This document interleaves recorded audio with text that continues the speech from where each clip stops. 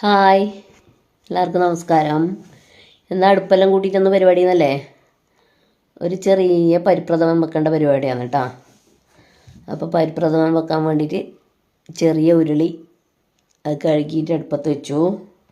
എന്നിട്ട് ഒന്ന് ചൂടാവുന്ന സമയത്ത് കുറച്ച് നെയ്യ് ഇട്ടു.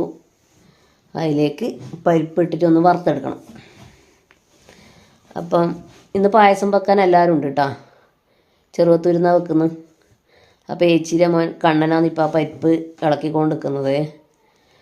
പിന്നെ പായസം എന്താ പെട്ടെന്ന് വെക്കുന്നത് വിചാരിച്ചാൽ, ഏച്ചിയുടെ മൂത്ത മോനുണ്ട് ഉണ്ണി, ഓൻ പിന്നെ പോലീസിൻ്റെ ട്രെയിനിങ്ങിന് പോയിട്ട് അതിൽ.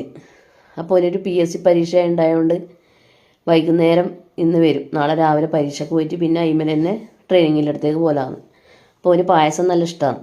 അപ്പോൾ ഓൻ വരുമ്പോഴേക്ക് നമുക്ക് ഒരു സർപ്രൈസായിട്ടൊരു പ്രഥമൻ വെച്ച് കൊടുക്കാൻ പറഞ്ഞിട്ടാണ് നമ്മൾ പായസം വെക്കാൻ നിന്ന്. അപ്പോൾ പരിപ്പെല്ലാം വറുത്തിട്ട് റെഡിയായിട്ടാ. അതിനൊന്ന് കുറച്ച് തണിയാൻ വേണ്ടിയിട്ട് തടുപ്പയിൽ പേപ്പറും വിരിച്ചിട്ട് അതിലൊന്ന് ചെറിയ തോതിൽ ഇങ്ങനെ അതിൻ്റെ ആ ഒരു ഇതൊക്കെ തണിയുന്നവരെ വെച്ചു. അപ്പോൾ ഈ പായസം വെക്കാൻ എല്ലാവരും കൂടുന്നുണ്ട് കേട്ടോ. പിന്നെ അമ്മ മാത്രമേ ഇല്ലാതില്ലൂ, അമ്മ കുടിക്കാനേ കൂടുന്നില്ലൂ. അപ്പോൾ പരിപ്പെല്ലാം ഒന്ന് ആറിയിട്ട് കുറച്ച് അതേ വെള്ളത്തിൽ കുറച്ച് പിന്നെ വെള്ളമൊഴിച്ച് കുറച്ച് മഞ്ഞൾപ്പൊടി ഇടണില്ലേ പ്രഥമൻ വെക്കുമ്പോൾ, നമ്മ ഇടലുണ്ട്, എല്ലാവരും ഇടലുണ്ടോ അറിയില്ല. അപ്പോൾ കുറച്ച് മഞ്ഞൾപ്പൊടിയെല്ലാം ഇട്ടിട്ട് വെള്ളം നല്ലോണം തിളപ്പിക്കും. നല്ല തിളച്ച് വന്നിട്ടാകുമ്പോൾ പിന്നെ അതിലേക്ക് നമ്മളെ പരിപ്പ് കഴുകിയിടും.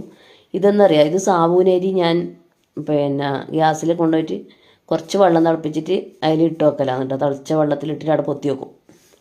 അപ്പം നമ്മൾ പായസത്തിൻ്റെ പരിപ്പെല്ലാം ഏകദേശം വെന്ത് റെഡിയാകുമ്പോൾ ഇത് അതിൽ പിന്നെ വെന്തോളും. അപ്പോൾ വെള്ളം നല്ലോണം തിളച്ചു. നമ്മളെ ഉരുളിയിൽ പരിപ്പിട്ടു കേട്ടോ.